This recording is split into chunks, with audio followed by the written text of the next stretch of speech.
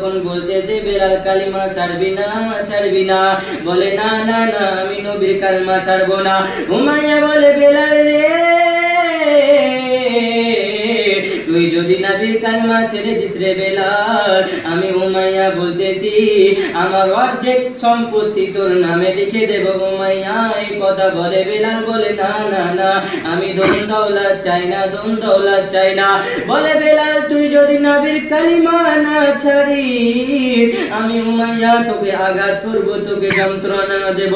বেলাল বলে আমাকে মারের হুমকি দেখায় না, আমাকে ধনের মাল দৌলতের ভয় দেখায় না, আমাকে মাল দৌলতের লোভ দেখায় না। আমি বেলাল জান দিয়ে দেব, জীবন দিয়ে দেব, কিন্তু আমি বেলাল আমি ঈমান দেব না, আমি বেলাল ঈমান দেব না। বেলালকে কত কষ্ট দিয়েছিল, কত যন্ত্রণা দিয়েছিল, কিন্তু বাবা রে বেলাল নবীর কালিমা ছাড়তে রাজি হয় না। বেলালকে উমাইয়া নিয়ে যাওয়ার পরে গরম বালির উপরে রেখে দিল।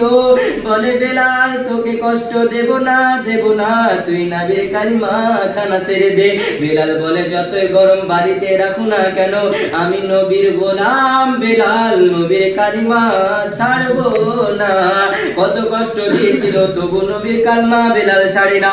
কবি বলতেছেন কি কত কষ্ট দিয়েছিল ওই হাদস দেশের মানুষ, কত কষ্ট সইলেন বেলাল, হয়ে গেলেন বেহুশ গো নবী, হয়ে গেলেন বেহুশ। আর তবু বেলাল ছাড়েনি গো কোরআন, আর ছাড়েনি নবীর নাম। আমার প্রাণের দয়ার নবী দানা পরিচয় গো নবী, দানা পরিচয়।